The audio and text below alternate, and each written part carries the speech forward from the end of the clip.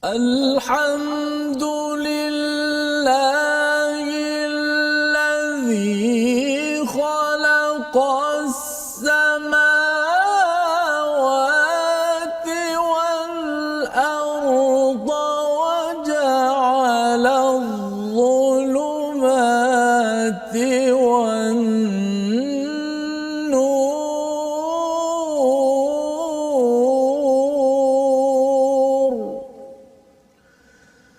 ثم الذين كفروا بربهم يعدلون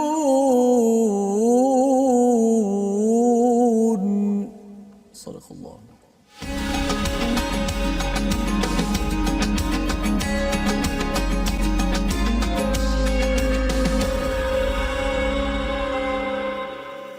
Assalamualaikum warahmatullahi wabarakatuh. Alhamdulillah wassalatu wassalamu ala Rasulillah wa ala alihi wa man wala syada la ilaha illallah syada anna Muhammadan abduhu wa rasuluhu. Allahumma salli ala sayidina Muhammad wa ala alihi washabbihi ajma'in. Amma ba'du.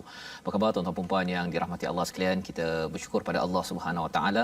Pada hari ini kita diberikan bantuan daripada Allah Subhanahu wa taala.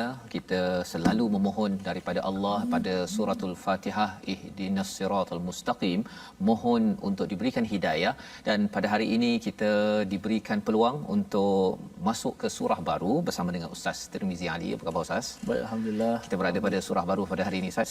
Masya-Allah ya. Ini surah yang ke-6 bersama dengan tuan-tuan yang berada di rumah untuk kita sama-sama melihat dan bersyukur sebenarnya bahawa kalau di dalam surah Al-Fatihah, surah yang pertama itu kita menyatakan alhamdulillah.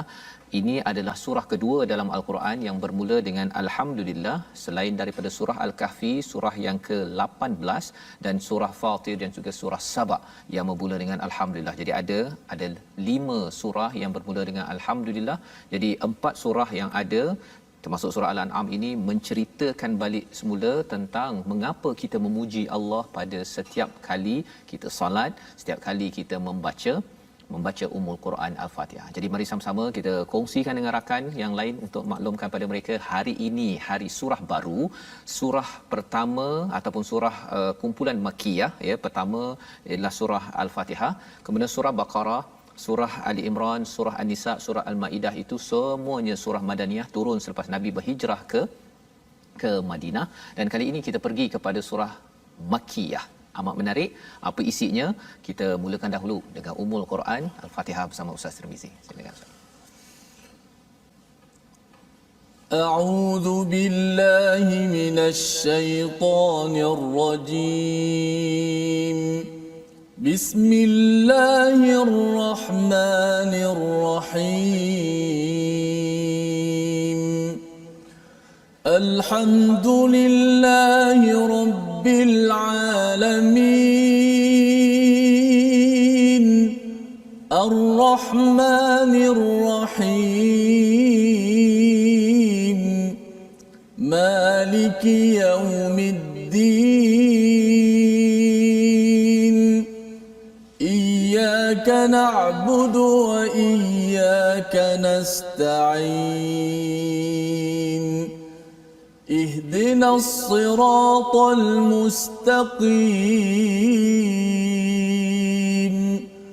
صراط الذين أنعمت عليهم غير المغضوب عليهم ولا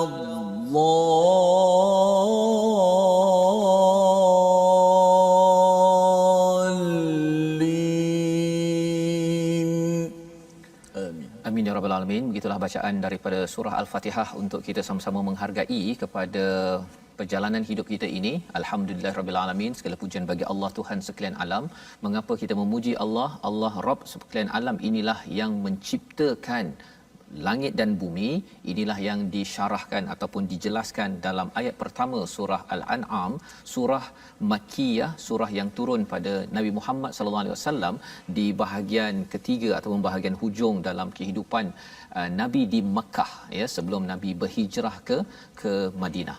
Jadi apakah yang menarik tentang surah ini sebelum kita pergi masuk lebih dalam Ustaz, ya? Pada hari ini kita melihat bahawa surah Madaniyah yang kita sudah belajar daripada surah Baqarah, surah Ali Imran, surah An-Nisa dan juga surah Maidah itu banyak bercerita tentang peraturan, ya. Dan dalam surah Al-An'am dan juga surah pasangannya, ya, kalau kita melihat pada Islahi menyatakan pasangan pada surah Al-An'am ini adalah surah Al-A'raf. Surah Al-An'am ini bercerita tentang iman, dan surah Al-A'raf juga bercerita pasal iman. Tetapi kalau kita melihat bezanya, surah Al-An'am ini banyak bercerita tentang istilahnya ala illah, ya, nikmat-nikmat yang diberikan oleh Allah Subhanahu Wa Taala kepada kita untuk meningkatkan keimanan kita, berbanding dengan surah Al-A'raf nanti kita akan melihat surah ke-7 ayyamillah, ya, tentang peristiwa-peristiwa besar. Allah memberi warning, memberi nadhir, memberi amaran kepada manusia. Jadi bashir banyak di dalam surah Al-An'am, nadhir banyak di dalam surah Al-A'raf. Jadi ini gambaran besar dalam surah ini, dan lebih daripada itu surah Makkiyah ini membina personality, membina karakter kita.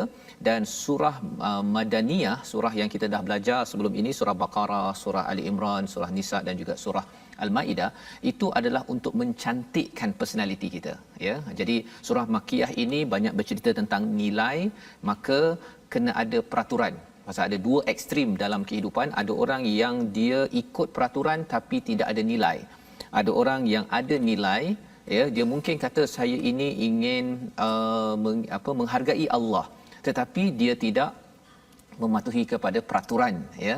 Itu yang banyak diturunkan di peringkat selepas Nabi berhijrah ke Madinah. Jadi ini secara ringkas apa yang ada dalam surah Al-An'am yang bermaksud binatang ternakan. Ini sebagai salah satu ala illah, iaitu nikmat-nikmat daripada Allah SWT. Jom kita lihat sinopsis pada hari ini. Sinopsis bagi surah Al-An'am ini daripada ayat pertama hingga ayat yang ketiga, ya, adalah 3 ayat yang amat penting berkaitan dengan tauhid, kewujudan kepada Allah Subhanahu Wa Taala dan keesaan serta kebangkitan kita di akhirat nanti, ya. 3 ayat inilah yang jika dibaca ia menyimpulkan tentang keimanan kita. Dan ayat 4 hingga 6 ini bagaimana orang-orang yang berada pada zaman Nabi, pada zaman ini respon kepada keimanan, ya. Ada yang kufur terhadap ayat-ayat Allah, dan apakah ancaman kepada mereka, ini yang Allah maklumkan hingga ayat 6, dan disambung pada ayat 7 hingga 8, bangkangan orang kafir dan penolakan atas permintaan mereka kepada Nabi untuk menurunkan kitab atau mengutus malaikat terus direct langsung kepada mereka. Jadi masih lagi kalau kita lihat Makkiyah ini, tuan-tuan sekalian, ada 3 perkara penting dalam surah Makkiyah. Kalau kita mula dengan surah Al-An'am, surah Al-A'raf dan seterusnya nanti, iaitu pertama menceritakan tentang tauhid kepada Allah, dan tauhid itu dikaitkan dengan risalah, mesej daripada rasul, kerasulan, dan tauhid itu ada kaitan dengan akhirat. Jadi 3 perkara itu kita akan berjumpa sepanjang surah-surah Makkiyah di dalam Al-Quran. Jom kita mula membaca daripada ayat 1 hingga ayat nombor 5, memulakan surah kita pada hari ini. Sila Ustaz. Baik, terima kasih kepada Ustaz Fazrul, penonton-penonton, sahabat-sahabat Al-Quran yang saya muliakan. Alhamdulillah, kita syukur banyak-banyak kepada Allah Subhanahu Wa Taala dengan izin daripadanya dapat sama-sama kita hari ini masuk pada surah yang baru. Moga-moga surah yang baru kita masuk ini Allah Subhanahu Wa Taala berikan kepada kita kekuatan, kefahaman untuk terus kita menjadi hamba Allah Ahlul Quran yang hidup Al-Quran berjalan dalam diri kita semua, insya-Allah. Baik, kita nak baca ayat 1 dengan 5 yang pertama sebagaimana yang telah digambarkan. Sama-sama kita baca Al-Quran bukan sekadar dengan lisan kita, tapi dengan gambaran kita bagaimana Allah Subhanahu Wa Taala memperkenalkan pada 2-3 ayat pertama ini. Allah sendiri yang perkenalkan dirinya, supaya kita kena kenal Allah. Bila kita kenal Allah, kita kenallah siapa kita Mungkin masalah-masalah yang berlaku banyak di luar sana, gejala sosial dan macam-macam, kerana pertama sekali mereka tidak kenal siapa Allah. Maka kalau kita kenal Allah sendiri, perkenalkan. Siapa lagi lebih baik yang memperkenalkan diri sendiri. Allah perkenalkan diri dalam ayat ini, mari kita kenal Allah Subhanahu wa taala, pencipta kita, Allahu Rabbuna. A'udzu billahi minasy syaithanir rajim. Bismillahirrahmanirrahim. Alhamdulillahi alladzi khalaqas samawati wal arda wa ja'ala adh-dhulumati wan nur. Thumma alladhina kafaru bi rabbihim ya'dilun. Huwa alladhi khalaqakum min tinin thumma qada ajala wa ajalun musamman 'indahu thumma antum tamtarun. Wa huwa Allahu fis samawati wa fil ard ya'lamu sirrakum wa jahrakum wa ya'lamu ma taksibun.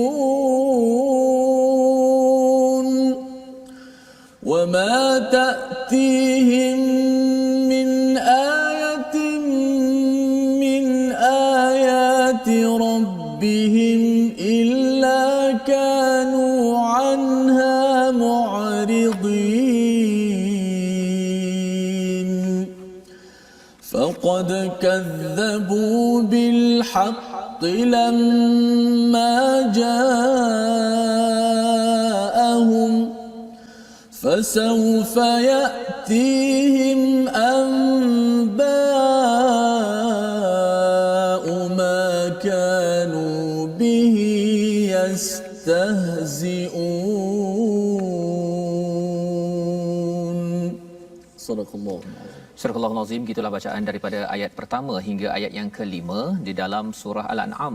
Dan mari kita lihat dahulu kepada 3 ayat pertama, kerana 3 ayat pertama ini menjelaskan tentang keimanan kepada Allah.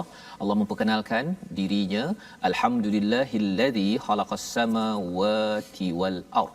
Ya, segala pujian bagi Allah yang menciptakan 7 petala langit, ya, pelbagai petala langit dan bumi. Dan kalau kita perasan, sebenarnya surah Al-An'am ini hadir disusun selepas surah Maidah. Kalau kita lihat di hujung surah Al-Maidah itu, Allah menyatakan lillahi mulkus samawati wal ard wa ma fihin wa huwa ala kulli syai'in qadir. Bahawa segala-galanya langit dan bumi ini milik Allah, apa ada di dalamnya, Allah berkuasa atas tiap-tiap sesuatu. Jadi bila kita melihat kepada segala alam maya pada ini, kesannya apa? Kita akan memuji kepada Allah, alhamdulillahillazi khalaqas samawati wal ard. Dan Allah menyatakan juga di sini wa ja'ala dhulumati wan nur. Jadi khalaqa ini sesuatu yang dicipta nampak jelas, tetapi lebih daripada itu wa ja'ala dhulumati wan nur ini adalah penciptaan kegelapan. Zulumat itu dalam bentuk plural, dalam bentuk jamak, dan juga wan nur, satu cahaya. Thumma alladhina kafaru bi rabbihim ya'dilun. Jadi apakah yang menarik tentang waja'ala zulumati wan nur?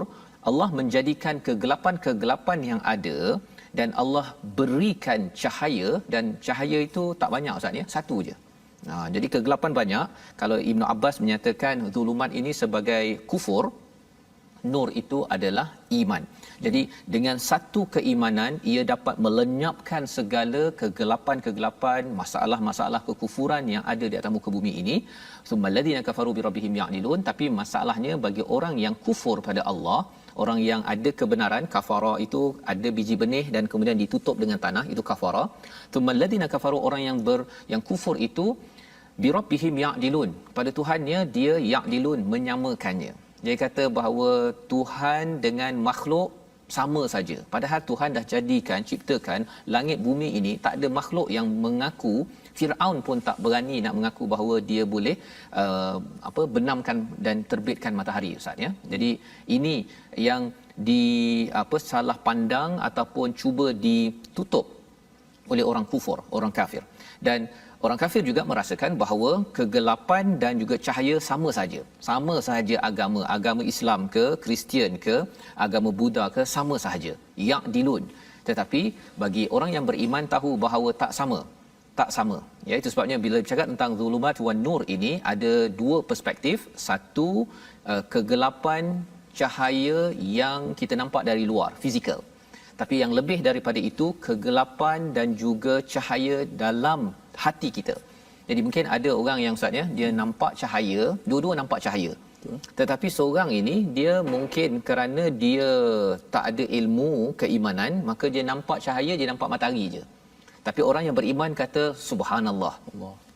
Ini adalah kehebatan Allah SWT. Jadi bukan sekadar nampak matahari, tetapi dia nampak pencipta matahari itu sendiri, dan akhirnya dia mengaku bahawa Allah ini memang baik.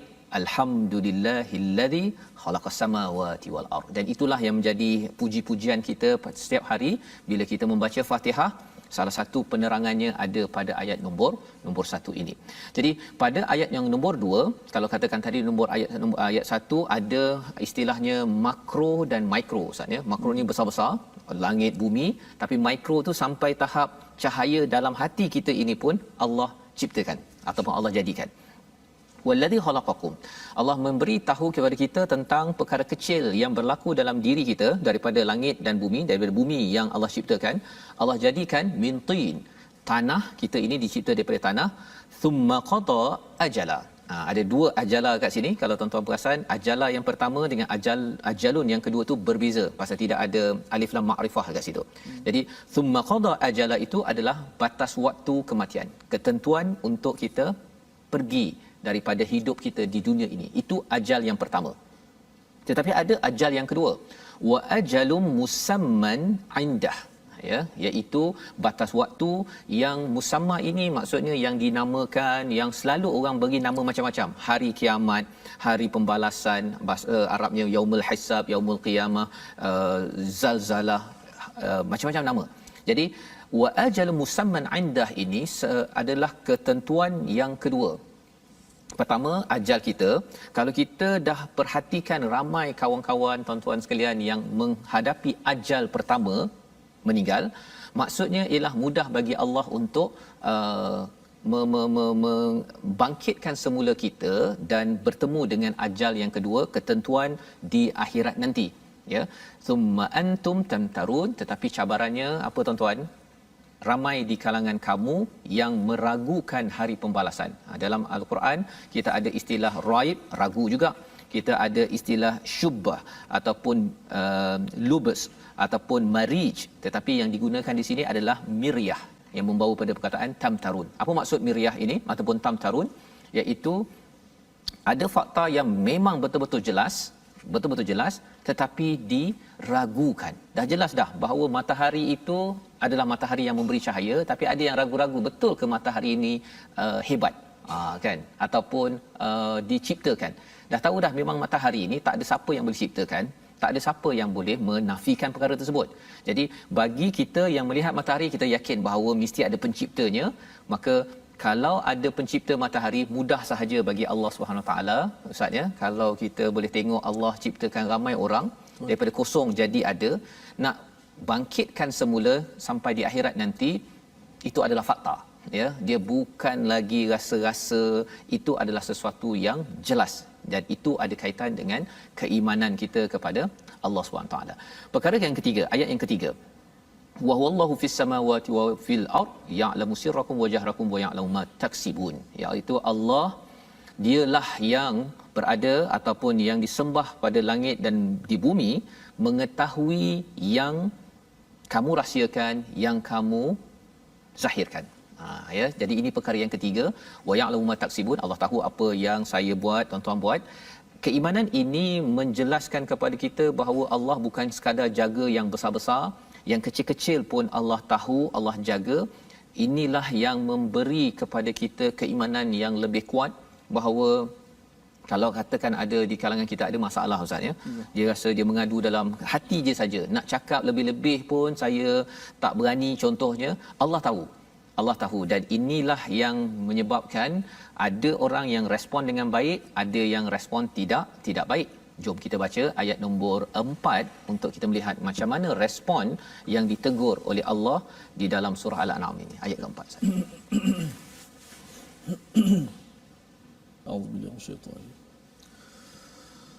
wa ma ta'tihim min ayatin min ayati rabbihim illa kanu anha mu'ridin.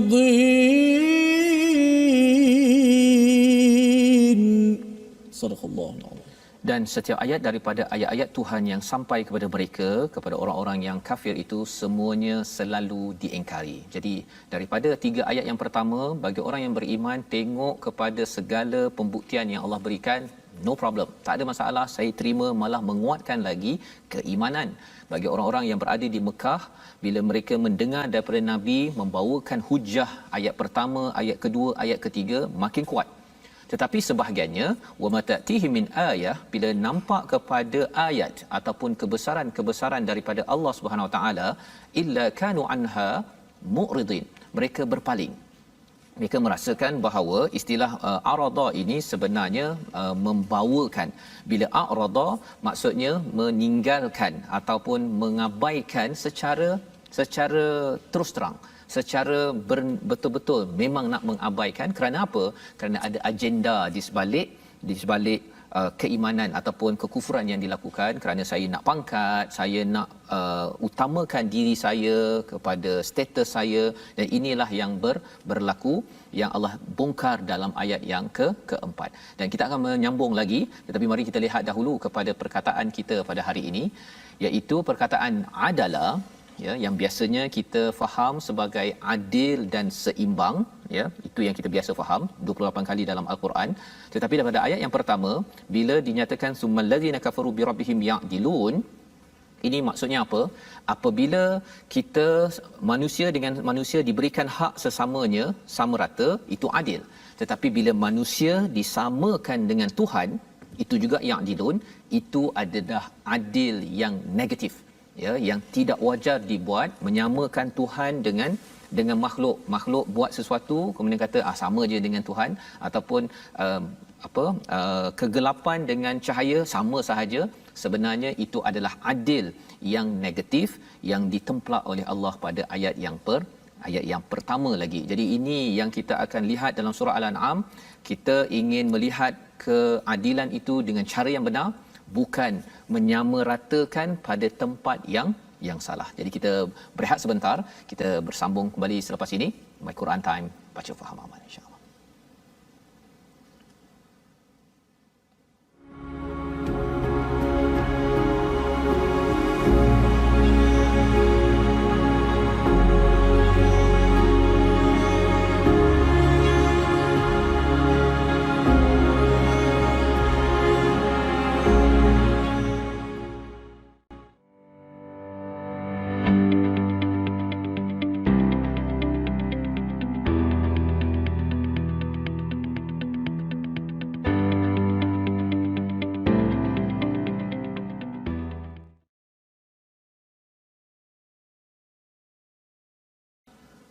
Alhamdulillahilladzi khalaqas samawati wal arda wa ja'ala adh-dhulumati wan nur.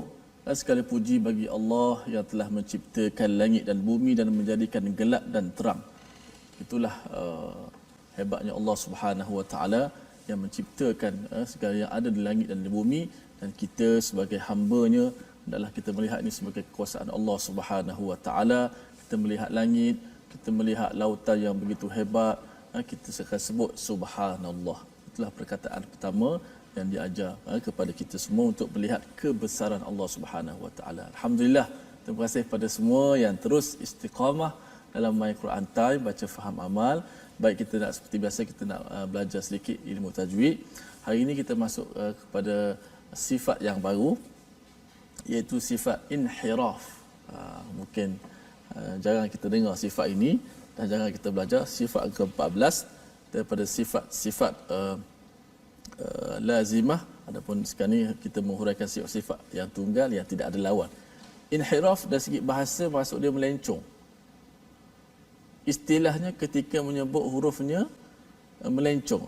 Melencong tu apa melencong? Ada ustaz kata bila melencong ni lidah kita ni kena melencong ke sana sini, ke kanan ke kiri. Sebenarnya yang dimaksud dengan melencong itu ialah suara melencong. Kalau suara melencong nak melencong macam mana?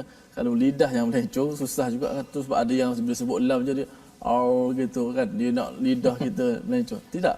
Lam mesti sebut la al. Yang disebut sebagai lencongan itu ialah suara kita lencong. Suara kita lencong. Sebab apa melencong? Sebab suara tidak boleh keluar dengan sempurna. Sebab apa tak boleh sempurna? Kan bila kita sebut lam kan lidah kita kan naik ke langit. Jadi suara yang keluar daripada kerongkong nak keluar ke mulut, ada halangan lidah kat depan. So suara kita tu keluar begini. Kalau saya buat contoh, daripada kerongkong keluar sampai ke hujung lidah, kemudian dia melencong gitu suara. Keluar daripada mulut. Keluar daripada. Kalau ini ibaratkan saya punya lidah, hujung lidah, maka suara kita keluar melencong ke tepi. Daripada tepi lidah keluar suara ke di hujung mulut. Itu al, la, li, lu, al, sama je berbaris ke ketika mati pun sama, sifat inhiraf tetap ada.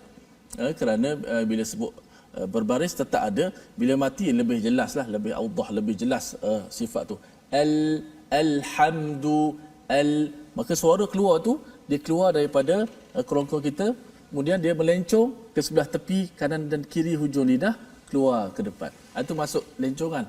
Bukan masuk bila sebut inhiraf, lidah kita kena melencong situ sampai berbelit-belit lidah kita. Tidak, suara yang disebut dengan inhirafu yanharifu saut, suara yang melencong tu. Pada lam dia ada hurufnya ada dua, lam dan ra. Pertama lam, dia ada perbezaan sikit lam dengan ra. Dan inhiraf pada lam lebih banyak daripada ra sedikit sahaja.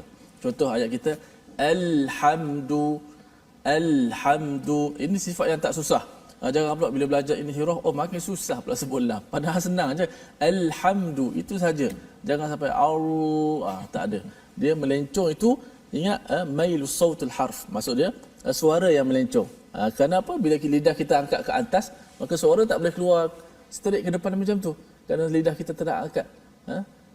Disebut sebagai bisababi i'tirad lisan tariqah. Maka suara itu lencong daripada tepi hujung lidah tu keluar.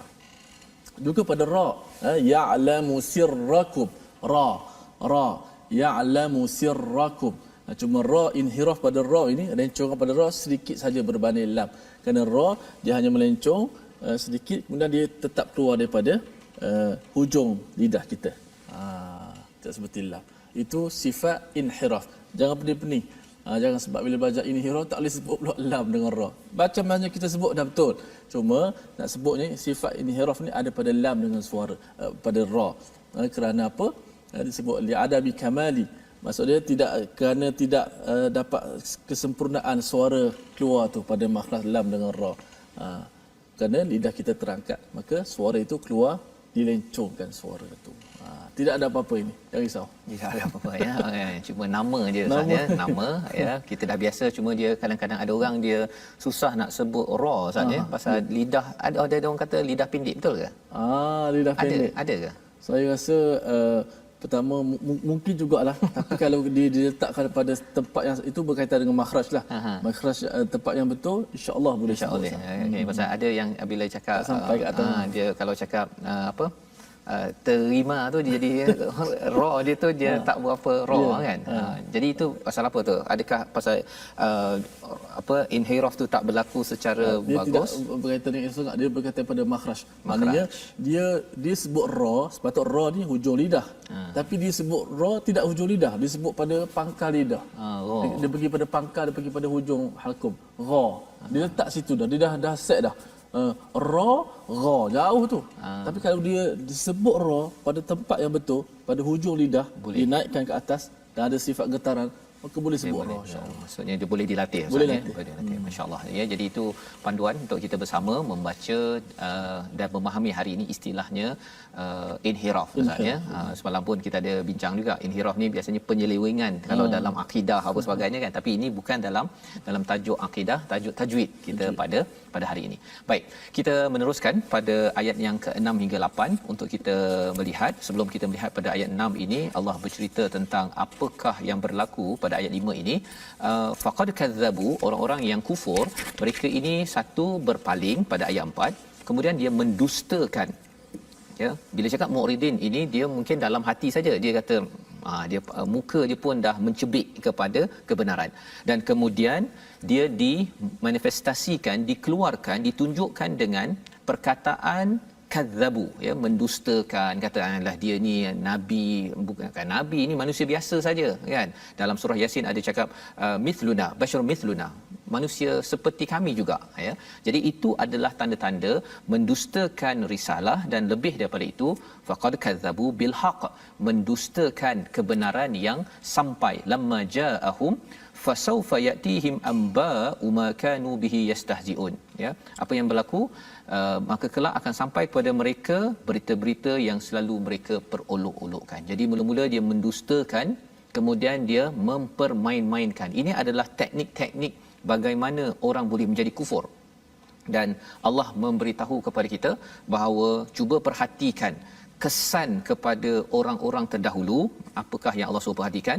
Kita sambung bacaan daripada ayat 6 hingga ayat yang ke-8 bersama Ustaz Tarmizi. Baik, penonton-penonton, sahabat-sahabat Al-Quran, jom sama-sama kita membaca ayat ke-6, 7 dan 8 daripada surah Al-An'am ini.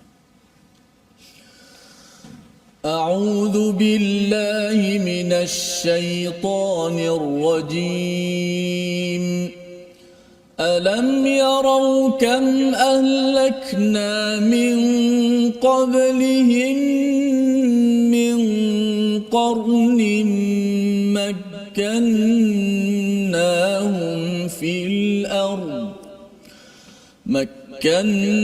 مكناهم في الأرض ما لم نمكن لكم وأرسلنا السماء عليهم مدرارا وجعلنا الأنهار تجري من تحتهم فأهلكناهم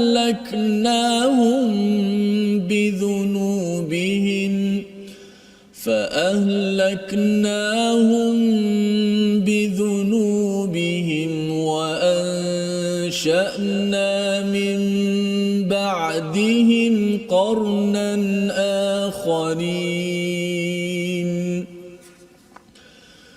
ولو نزلنا عليك كتابا في قرطاس فلمسوه بأيديهم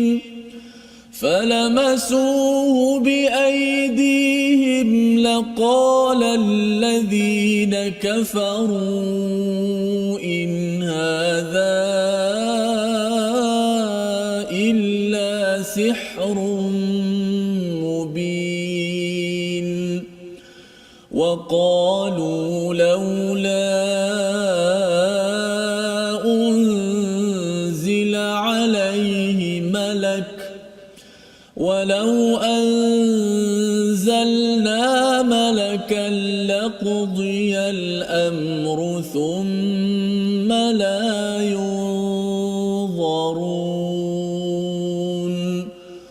صدق الله العظيم. Surah Al-Azim ini daripada ayat 6 hingga 8. Kalau kita melihat pada ayat 5 tadi, sesungguhnya mereka telah mendustakan kebenaran ketika sampai pada mereka, maka kelak akan sampai pada mereka berita yang selalu mereka perolok-olokkan, ya. Dan kalau kita melihat kepada ayat-ayat ayat 5 dan ayat 6 yang kita akan lihat sebentar nanti, perkataan ini yang sampai pada Nabi dan kemudian diucapkan kepada sahabat-sahabatlah yang membaca ayat ini. ya membaca tilawah ayat ini walaupun tidak bertulis Ustaz ya. Ada sebahagian saja yang bertulis tapi kebanyakan mereka dengar daripada Nabi secara simai, secara pendengaran, terus mereka boleh tangkap, hafal, dan itulah yang dibacakan kepada orang-orang musyrik di Mekah itu.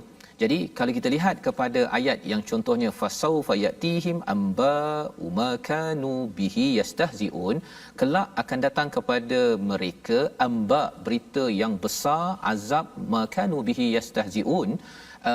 Ia seperti orang-orang di Islam ya, mukmin yang berada di Mekah ini, dia sedang memberi warning, ancaman kepada orang musyrik di Mekah.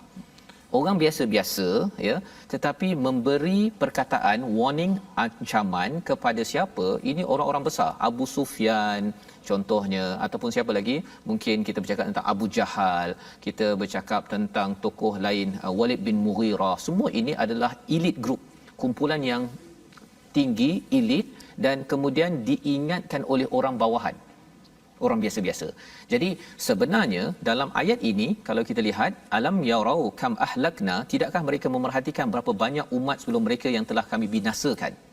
Cuba bayangkanlah tuan-tuan ya, kita orang biasa-biasa, kita cakap kepada pemimpin kita, tuan tolong perhatikan tentang orang dahulu yang pernah dibinasakan, padahal mereka itu teguh kedudukan mereka. Ketugahan belum pernah kami berikan padamu, kami curahkan hujan yang lebat, kami jadikan sungai, kemudian kami binasakan. Perkataan itu Ustaz, sebenarnya dia seperti satu ancaman, bukan datang daripada Allah. Dia datang daripada mulut orang yang biasa-biasa. Okey. Itu yang berlaku bila kita membaca ayat ini, ataupun orang kalau zaman di Mekah itu membaca ayat ini kepada para pemimpin. Kesannya apa tuan-tuan? Bila dibaca ayat begini ya, kalau contohnya fa ahlaknahum bidzunubihim, akan kami hancurkan kerana dosa mereka, kerana kesilapan, kerana mereka berbuat jenayah, itu menandakan bahawa saya memang tak suka awak. Kan, saya nak beritahu awak, kalau awak ni izinkan judi, awak izinkan untuk arak, saya tak suka. Lebih kurang begitulah. Dan kalau mesej itu yang disampaikan pada pemimpin elit group di Mekah itu, sudah tentu mereka tak puas hati. Apa yang berlaku ialah mereka pun balun kepada orang-orang yang beriman, tetapi orang beriman tidak tarik diri. Itu poin dia. Poin dia ialah mereka tetap juga surah Al-An'am sampai pada kita yang original, yang asli ini, kerana mereka tidak cakap pula kata tak apalah kan, dosa sikit-sikit tu tak apa. Pasal apa? Pasal sikit-sikit tu tak apalah kita buat begitu. Bukan. Fa ahlaknahum bidzunubihim wa ansha'na min ba'dihim qarnan akharin. Nanti Allah akan gantikan, bangkitkan orang lain. Jadi inilah keteguhan iman pada sahabat-sahabat pada zaman Rasulullah. Itulah juga yang perlu kita tanamkan dalam diri kita, bahawa iman tidak ada kompromis. Kalau zunub, kalau dosa, kita berdosa, kita mengaku kita berdosa, saya mengaku saya salah, saya minta ampun pada Allah. Kalau orang lain berdosa, saya kena tegur. Ya, pasal kita belajar daripada surah Al-Maidah, kalau tak ditegur, kesannya hancur bagi umat, hancur ya. Yahudi dan Nasrani itu adalah lambang orang yang ada kitab tetapi tidak tegur ya, ataupun dia cuba tutup-tutup, akhirnya hancur. Padahal mereka lah orang yang mendapat risalah, mendapat rasul, mendapat rasul yang bersama mereka Ustaz ya. Jadi di sinilah sebenarnya lebih daripada itu, pada ayat yang ke-7 bercakap tentang cabaran. Ya, orang kufur ini dia bukan sekadar dia mengolok-olokkan, malah mencabar kepada siapa? Kepada Nabi. Ya, itu cabaran pada ayat 7 dan ayat 8, tapi kita baca sekali lagi ayat 7 ni Ustaz ya. Ada perkataan kertas. Kertas ini sebenarnya kertas yang dikaitkan dengan tamadun Mesir, kan ada yang hieroglif tu kan. Jadi bagi orang Arab, mereka tak biasa dengan kertas begitu. Yang kertas macam, bukan kertas macam ni ya, yang kasar-kasar sikit tu. Jadi kertas ini bagi mereka ini bukan daripada bukan daripada Nabi Muhammad ya. Jadi ini sesuatu yang pelik, sesuatu yang ajaib. Tetapi apa respon mereka? Kita baca dahulu ayat yang ke-7.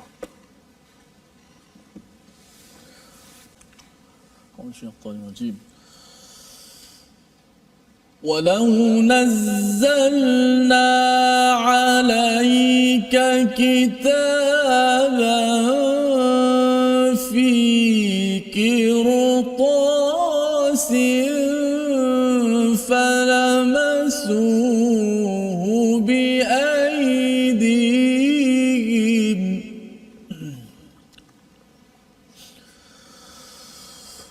فلمسوه بأيديهم لقال الذين كفروا إن هذا إلا سحر مبين.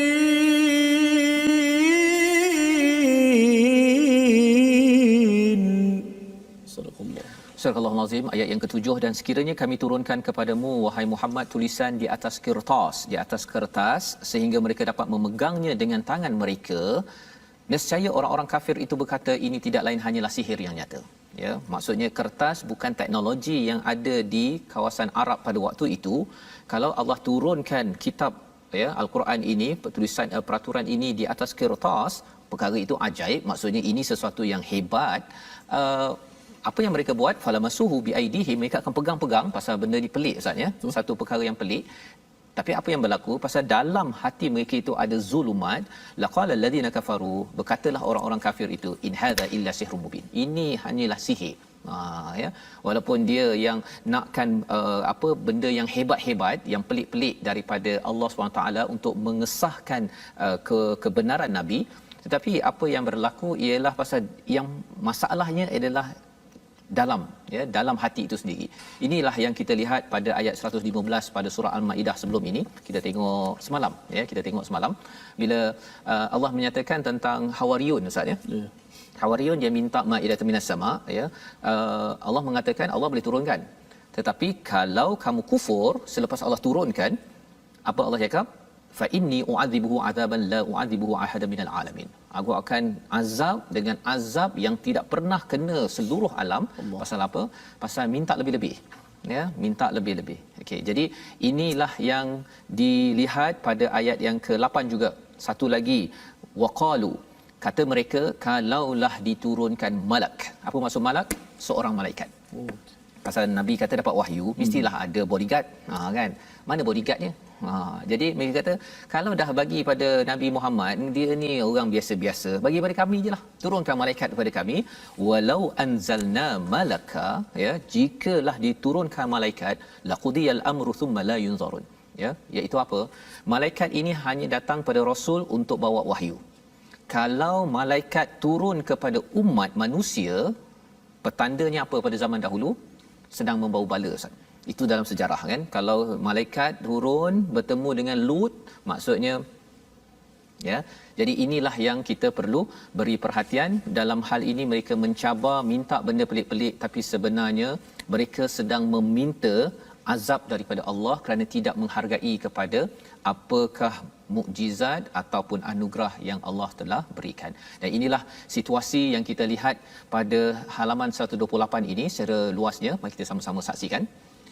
Situasinya ialah, tuan-tuan boleh lihat di atas skrin tersebut, tentang bagaimana segala kejadian alam, apa-apa yang ada ini adalah untuk kita menghargai Allah Subhanahu Wa Taala. Ya, kita kaji sains sebenarnya untuk kita makin menghargai keimanan, kita makin sedar tentang pelbagai makhluk-makhluk di luar kerangka kita, adalah untuk kita makin dekat dengan Allah, memuji Allah, bukannya makin mu'ridin, iaitu berpaling ataupun mendustakan ataupun mengolok-olokkan ataupun mencabar lebih lagi kepada Allah Subhanahu Wa Taala. Jadi ini yang kita doakan, yang kita harapkan resolusi daripada halaman pertama surah Al-An'am pada hari ini. Mari sama-sama kita saksikan. Yang pertama, selalu puji Allah untuk mengelakkan diri kita menjadi orang yang zalim. Lawan pada zalim ini adalah adil. Jadi kalau orang kafir itu menyatakan Allah ni sama saja, itu adalah zalim. Yang pertama. Yang kedua, buat persediaan untuk dua ajal, dua ketentuan yang Allah nyatakan. Pada ayat yang kedua, iaitu kematian, itu tanda bahawa kita akan boleh dibangkitkan di akhirat, kena buat persediaan. Dan yang ketiganya, elakkan diri daripada mendustakan kebenaran yang datang kepada kita.